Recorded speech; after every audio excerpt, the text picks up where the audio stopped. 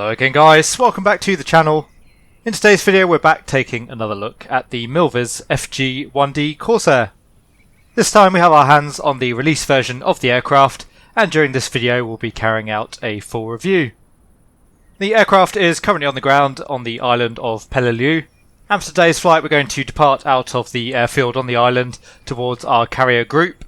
We'll carry out a full startup from cold and dark, put the aircraft through its paces en route, and then attempt a landing onto the deck in the Corsair before shutting the aircraft down. As usual throughout the video we'll also take the time to look at the external and internal modelling and texturing. We'll discuss some of the aircraft systems as we go, and we'll take a look at the various features of the MILVIZ Corsair. As usual at the end of the video we'll take some time to break the aircraft down, talk about what's good and what's bad, and I'll give you my overall opinions of the product. As always guys, I do hope that you find the video both useful and enjoyable. If you do, please consider giving it a like and subscribing to the channel. If you have any comments or questions for me, please leave them down in the comment section below. But now let's continue with our tour of the MILVIZ Corsair, starting with the external model of the aircraft. So as I'm sure you could already tell just from the opening views of the aircraft, MILVIZ have done an absolutely wonderful job with the Corsair's external model. The aircraft obviously has quite a unique and recognisable shape, one that you could call, if not graceful, well certainly still beautiful, and I think that MILVIZ have done a really good job of capturing both the look and the feel of the Corsair. The aircraft of course has quite a lot of complex curvatures. These all look to be rendered pretty spot on in terms of both size and proportion. To my mind the model manages to look not only accurate but also manages to convey the sheer size and weight of the fighter. And ultimately the MILVIZ Corsair manages to look hefty and menacing, as I think the aircraft should. The level of detail in terms of the external modelling is really nice throughout the entire aircraft. In terms of the external modelling, the aircraft doesn't just look great from a distance, it also holds up really well when we get close in. As you can see here, really nice attention to the landing gear and the wheel bay, the fuel tank as well. Everything looks very authentic. And similarly, coming up into the wheel bay itself, you can see that no attention to detail has been spared in here either. Even coming around to the back of the main gear strut, MILVIZ has taken the time to put the appropriate signage and labelling on the strut itself, again showing a really nice attention to detail. The same is true of the cockpit both inside and out. We'll cover the internal cockpit in just a moment. But even from the outside of the aircraft, as you can see, the model looks really nice. A couple of small criticisms that I do have though if I was being picky. The pilot model perhaps looks a little bit less natural than some of the other models that we've seen now in the sim. I think it looks a little bit rigid and less lifelike than some of the other pilot models that we've seen.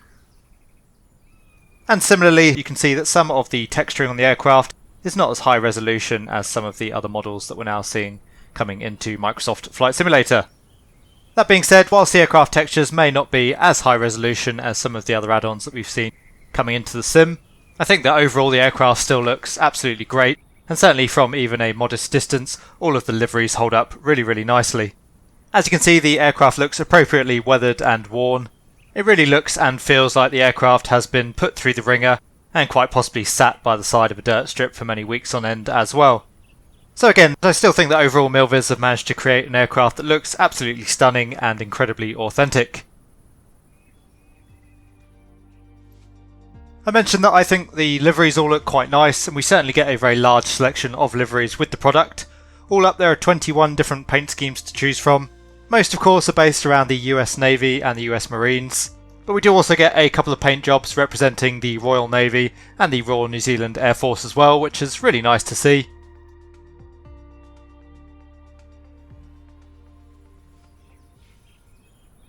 Another thing that I really like about the MILVIZ Corsair is that we're able to change our loadout on the fly, rather than having to specifically select our loadout from the aircraft menu. All we need to do to change our fuel tank configuration is to select the appropriate fuel tank from the fuel and load menu. And as you can see, as soon as we go above 1% on the fuel, the appropriate tank will be fitted to the aircraft.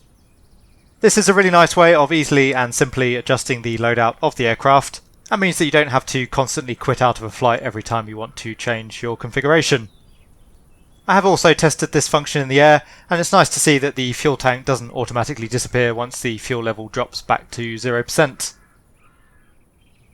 Another somewhat quirky feature of the Corsair, and of course the first aircraft in the sim to do so, the FG-1D of course has a foldable wingspan, and again it's really nice to see that MILVIZ have gone to the effort of modelling this within the sim. Currently within Microsoft Flight Simulator itself, the simulator actually models the lift produced by the wing to be exactly the same regardless of whether or not it's folded or unfolded. And so as a stopgap solution, the aircraft will prevent you from going above 25% power with the wings folded. Again though, really nice to see how much thought and attention to detail MILVIZ have put into the aircraft, and you'll see throughout the flight as we go that this continues really with all aspects of the aircraft. So overall, as far as the external model of the aircraft goes, I have to say that I'm very impressed with the MILVIZ Corsair. Again, with the exception of the pilot model and to some degree the texturing, I don't think there's really too much one can fault with the external model. It looks very nice, to my eye it looks very authentic, and I think it's very functional as well. So with the externals out of the way, let's now head into the cockpit and see what we can find there. Coming down into the cockpit then, and you can see that the aircraft shines internally even more than it does externally. I think that the modelling and texturing in the cockpit is pretty much bang on. All of the controls and surfaces in the cockpit look appropriately weathered and worn, and the colorization as well looks very authentic. The main panel of the Corsair is actually somewhat spartan compared to what you might find in many other aircraft of the era. However, you'll find an absolute plethora of controls and switches located down on each side console. Again, even in the more hidden away areas of the cockpit, the attention to detail both in terms of the modelling and the texturing is really top notch. I couldn't really find any areas to fault in the cockpit itself. And just to emphasise this, even if we take a look down in the footwell just off the back of the firewall, you can see that all of the appropriate cabling and ducting has been modelled in pretty exacting detail by MILVIZ. Overall, I would say that the cockpit is an absolute triumph. We'll touch more on the systems later, but certainly in terms of the modelling and the texturing, the cockpit feels incredibly immersive and accurate. Lastly, of course, the Corsair is not probably going to be an aircraft that you'll spend much time flying at night, but the cockpit lighting of the aircraft is still excellent with a multitude of rotary switches available, with which you can brighten and dim the lights in various areas of the cockpit. As you can see, the lighting options are pretty simple, as is true to life, but overall I think that the lighting looks really nice, and there's certainly enough there to get you by if you do wish to operate the aircraft in low light conditions. So that just about wraps up our analysis of the internal and external modelling of the aircraft. Now let's get ourselves sat down and comfortable, we'll get the aircraft started up, and we'll put the aircraft's systems and flight modelling through its paces in the air. So welcome to the cockpit of the MILVIZ FG-1D Corsair. As I mentioned, we're currently on the island of Peleliu. As you can see, we're just out to the south of the main runway. We'll get the aircraft started up, we'll get up in the air, and we'll put the Corsair through its paces. So the before start checklist, mixture is in the idle cutoff position. Fuel quantity, so we have a full load in both the main and the reserve tank, and we also have a full centre tank fitted today. Wings are unfolded and locked. Gyro and artificial horizon are uncaged. Altimeter is set. Armament switches are off, and the guns are safe. Ignition switch is off. Again, the mixture is in the idle cutoff position. Fuel selector will go onto the reserve tank for the start. Pump the hydraulic system just to get a little bit of pressure in the system there. Need to pump a minimum of 5 times and making sure we don't exceed 300 psi. Just going to pump a little bit more there just to actually get some pressure on the gauge.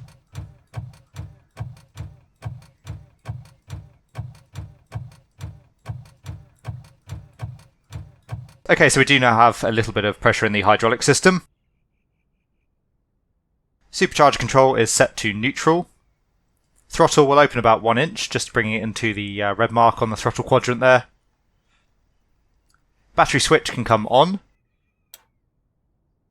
Electric auxiliary fuel pump can come on.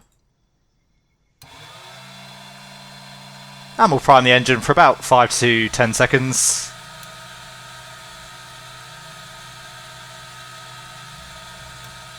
So the engine is primed, ignition switch can go to both. Checking that the propeller area is clear, which it is. Clear prop! And we'll engage the starter. So the engine turning, we'll just feed in the mixture slowly. As soon as the engine catches, we'll come up to full rich. We'll adjust the power to idle around 1000 RPM. So just coming back slightly on the power at the moment. Oil pressure has come up, it's just at the bottom of the green band at the moment. And we have a starter cutout so we can cage the switch again. Electric auxiliary fuel pump can come off. And now just waiting for the engine to warm up. So propeller control is in the max RPM position. Cowl flaps we can open. All cooler flaps are closed. And the intercooler flaps will open. Mixture again is in the auto rich position. Cylinder head temperature we're looking for a maximum of 232 degrees Celsius. So we're fine on that at the moment. Idling, as I say, around 1000 RPM. And for the warm-up itself, we're looking for an oil temperature of at least 40 degrees Celsius, which we already have. We're showing about 60 at the moment. And a cylinder head temperature of 120 degrees Celsius. So just waiting for the cylinder head temperature to come up there ever so slightly. In the meantime, we'll carry out the takeoff checklist. So the wings, again, they're unfolded and in the locked position. Arrestor hook will move to the up position. Just hold the aircraft on the brakes. Fuel tank, again, we're on the reserve tank for the takeoff. Mixture is in the auto rich position. Supercharger control is in the neutral position. Propeller control, again, that's in the max RPM position. Cowl flaps will leave fully open for now. Intercooler flaps will close. And the oil cooler flaps will open. Rudder tab, we need to trim 6 degrees right on the rudder. And the same on the ailerons. And we'll trim about 1 degree nose up for the takeoff. Wing flaps, we'll set flaps 20 for the takeoff. We've got a fair bit of runway here at Peleliu. Tail wheel, we'll lock that once we're on the runway. And the manifold pressure limits for the takeoff, it's 54 inches. So again, just waiting for that cylinder head temperature to creep up. What we'll do, we'll just taxi out onto the runway. And then we'll hold there until we have the required temperature for the takeoff.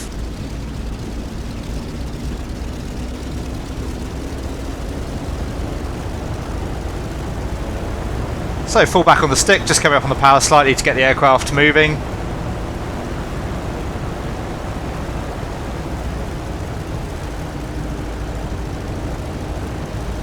As I say, we'll just taxi into position and hold.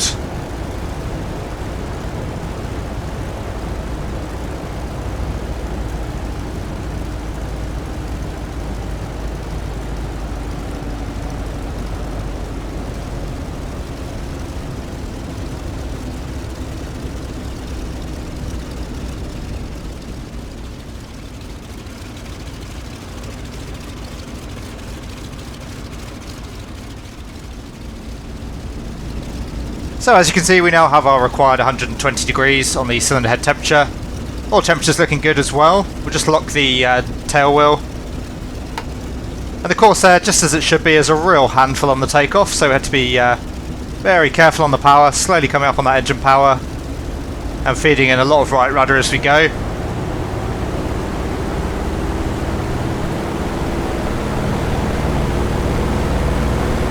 So coming up to 54 inches on the manifold pressure. Takeoff power is set. Again, feeding in that right rudder.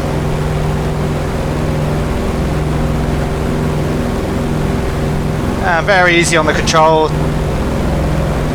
380 knots, so coming back on the stick. A little bit of buffeting there as we lift off. You can see we're just on the edge of the stall. Tapping the brakes, gear up.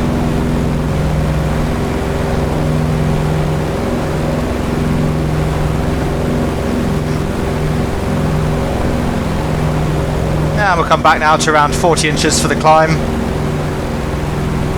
And around 2500 RPM. Close up the canopy. Just help reduce the noise a little bit. And we'll start retracting our flaps as well.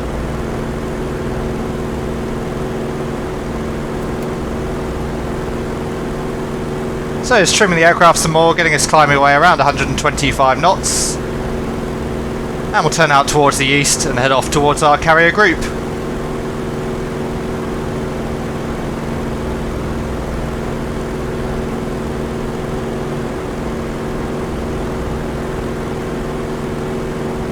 So cylinder head temperature is not looking too bad at the moment.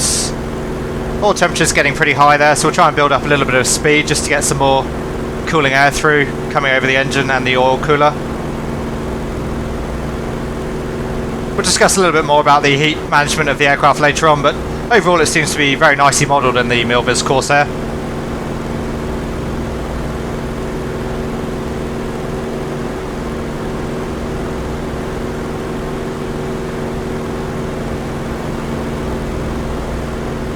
So just leaving the island of Peleliu behind us, we'll climb up to an altitude of around 10,000 feet and we'll head on out towards the east, towards the carrier group. I'll come back to you again once we're in the cruise. We'll put the aircraft through a few manoeuvres just to get a feel for how decent the flight model of the Corsair is.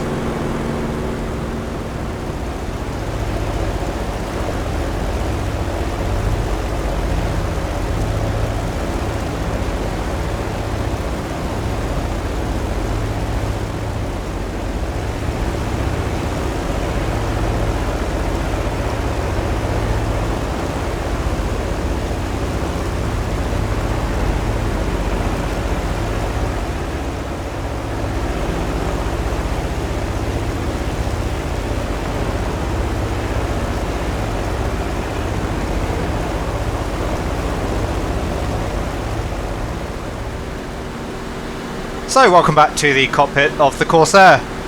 As you can see, we're maintaining just above 9,000 feet at the moment, and as I say, we'll put the aircraft through a few manoeuvres just to get a feel for the overall flight modelling.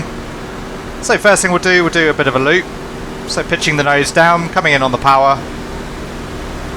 Get our speed up to around 300 knots.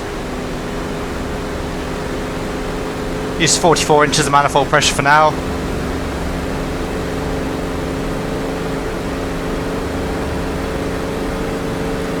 And there's 300 knots, so coming back on the stick.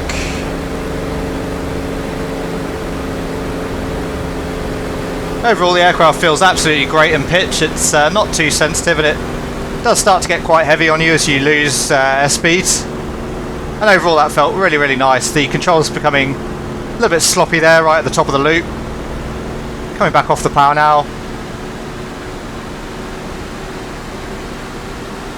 Again, overall the aircraft is very smooth, very responsive, but not overly sensitive as you do get with a lot of aircraft in the sim. Let's get our nose back up. We'll do an aileron roll to the left, so there's full deflection to the left. The roll rate seems pretty reasonable there. We'll try a power off stall, so coming back off the power.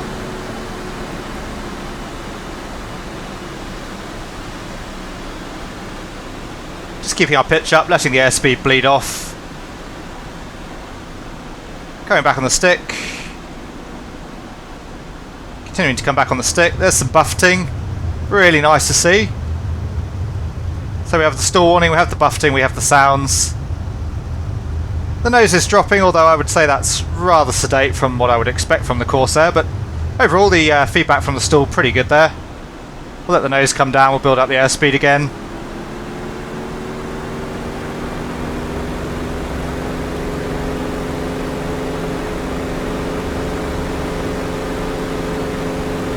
We'll try a power on stall now in the approach configuration.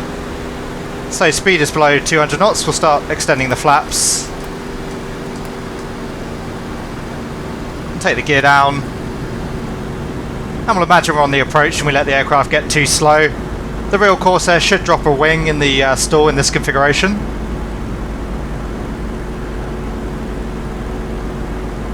So again, coming back on the stick, letting the speed bleed off. There's the stall.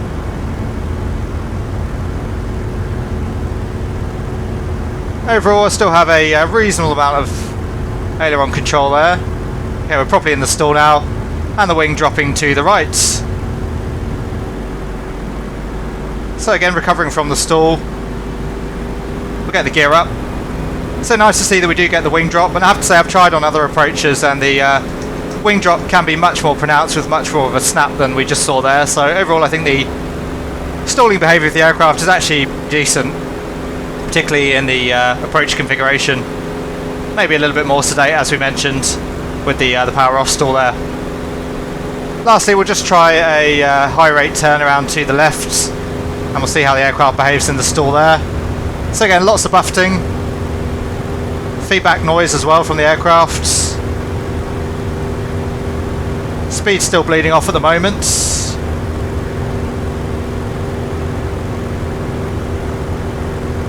Just letting that speed keep coming back. Expecting at some point to get a wing drop and entering into a spin.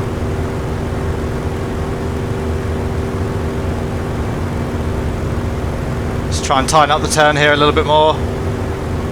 Okay, so we are sort of on the edge of the stall here. There's buffeting, as you can see. We have the stall warning, but the aircraft fairly reticent to enter a spin there. Just trying to juice one myself.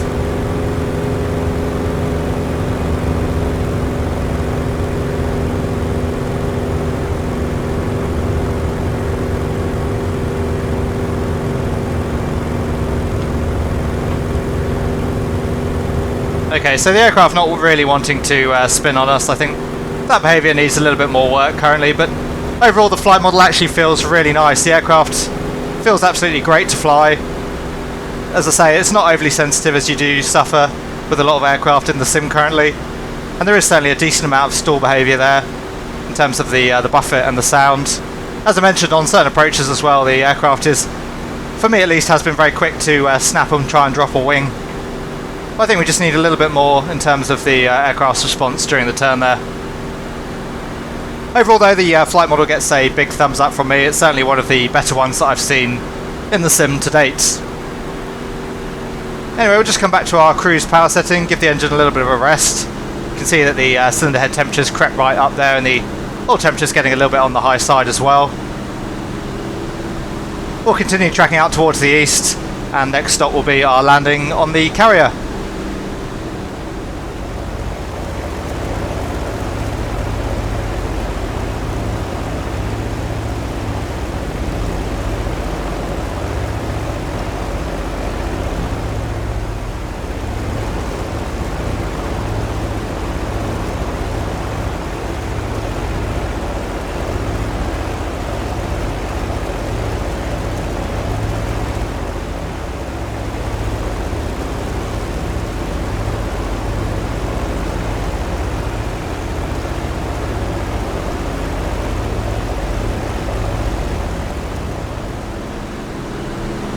So as you can see, we're just approaching the carrier group currently. What we'll do a quick flyby of the carrier, and then we'll come back round for our approach. We'll start running the approach and landing checklist, just tick off as many items as we can there for now. So the electric fuel pump can come on, fuel tank can go back to the reserve tank, mixture is in the auto rich position, supercharger is in the neutral position, propeller RPM is set, cow flaps are closed, landing gear and flaps will leave up for now, arrestor hook can go to the down position in preparation for the landing, guns are set to the safe position, and rockets and pylon switches are set off. So just the gear and the flaps to come for the landing. You can already see the carrier down below us, so we'll come back off the power, we'll start our descent.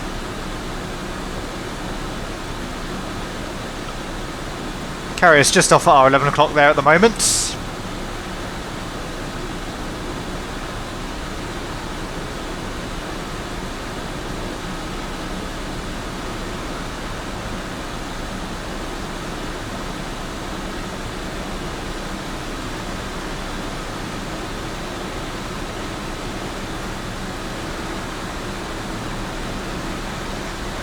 So just do a flyby of the deck. And as I say, we'll swing back around out towards the west, come back for our approach.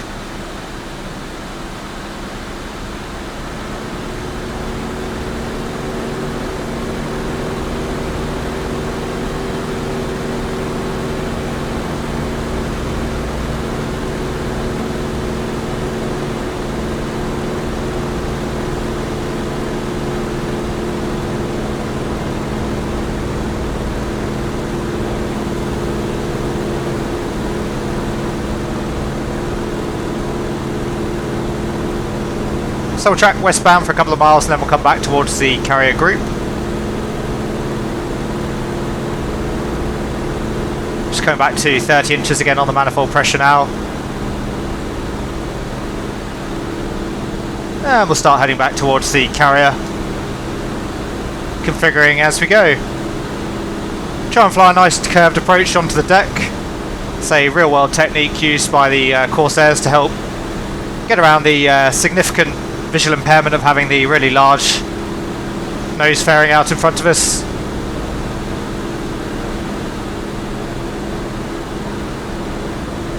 So speed flow 200 knots, we'll take the gear down.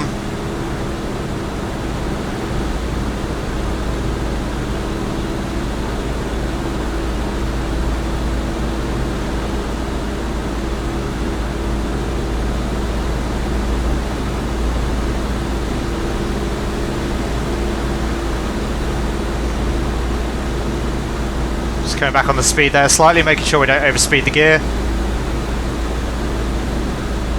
And we can start taking some flap as well now.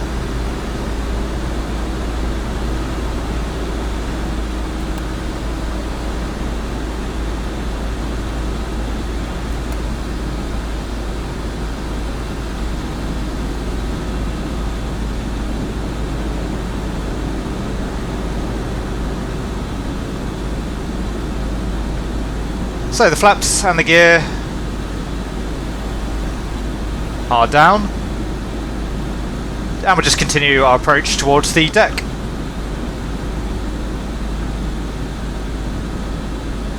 Let's get the cockpit opened up as well.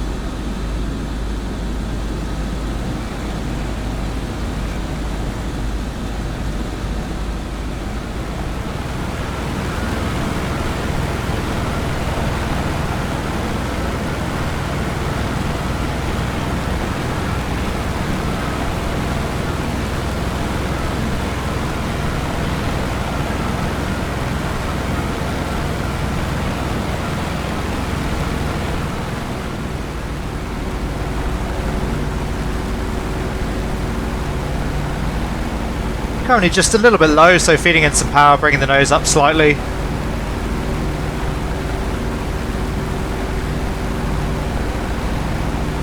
Almost round onto final now, so just coming back towards the left to get ourselves straightened up with the deck. Slightly overcorrected there, so straight back around to the right to keep us on the centre line. Pulling back on the stick, caught the wire there, aircraft trying to swing out to the left. Quick as we can, we'll get the tail wheel unlocked. The hook can come up. We'll open up the cowl flaps. And we'll get ourselves taxiing off the arrestor wire up to the fore of the deck.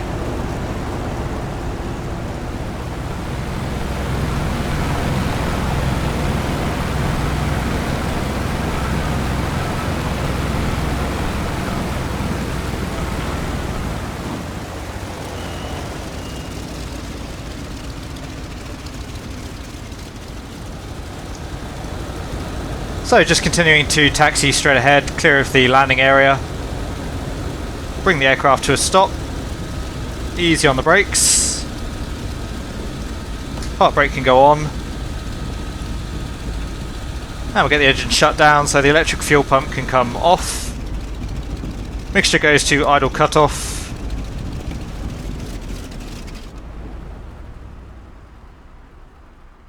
And you can see the prop continues to turn through a few strokes there, which I think is a really nice touch. Ignition can come off. Instruments can come off, as can the battery, and the fuel selector can come off. Finally, we'll just get the flaps up and get the wings folded. So flaps are up. We'll pump the hydraulic pump.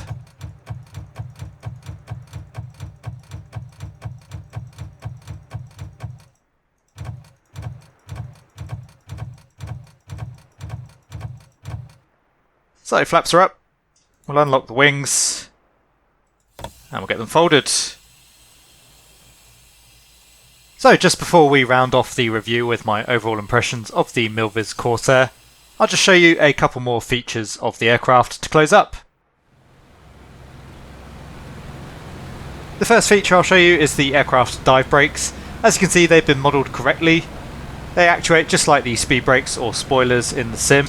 And just as in the Corsair, the main wheels will deploy, however the tail wheel remains retracted. The flaps also extend as well. So again, really nice to see some comprehensive systems and aircraft modelling from MILVIZ. There really isn't too much about the Corsair that doesn't seem to have been modelled, and modelled well. Finally, we'll briefly touch on the aircraft's heating and cooling modelling as far as the engine is concerned.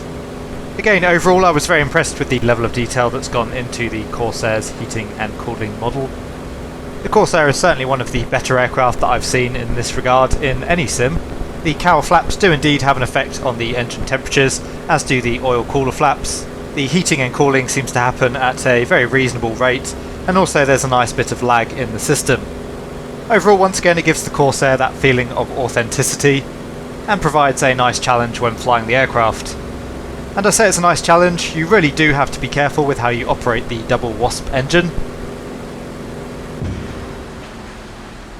If you push that engine too hard, then it will indeed give up on you. As an interesting aside, the first time that I tested out the engine stress modelling, I was actually in VR, and I have to say when the engine let go, it scared the absolute living daylights out of me. So I do hope that you guys appreciate all the stress and trauma I had to endure to get this review done. But again, in all seriousness, it's really nice to see that the engine has been modelled to such a degree, and I believe it's the first aircraft we have within Microsoft Flight Simulator that actually has a visible damage model on the engine. Once again, this just adds to the overall lustre and level of immersion in the Corsair, as you really do have to pay attention to how you're actually operating the aircraft. Anyway, that just about covers our overview of the aircraft. I'll now round up the video with my overall thoughts and opinions. So overall, what can I say about the MILVIZ FG-1D Corsair? Well, if you couldn't tell already, I think the aircraft is an absolute triumph. I really enjoyed my time out in it, and I struggle to find too much that I can fault all that heavily. The aircraft is a really excellent and well-rounded product. MILVIZ clearly put a lot of love, care and attention into the Corsair. This really shines through, and it makes the product an absolute joy to fly and a really fun experience. That being said, I did find a few minor defects with the aircraft, so we'll discuss those before we move on to the positives of the product. So starting with a couple of things that we pointed out during the review, the stall behaviour of the aircraft is a little bit hit and miss. I've flown some approaches where I put the aircraft into a low speed situation and the wing was very quick to snap and drop. The aircraft felt like a real handful and really on a knife edge. This is certainly the sort of behaviour that I would expect from the Corsair and what it's well known for. As we saw though, the approach to the stall in the clean configuration was fairly benign and the nose was very reticent to drop on us there. So as with many aircraft in the sim currently, I think that the Corsair still needs a little bit of work at the extremes of the flight envelope. That being said, I will counter that with the fact that it is one of the best flight models in the sim to date overall.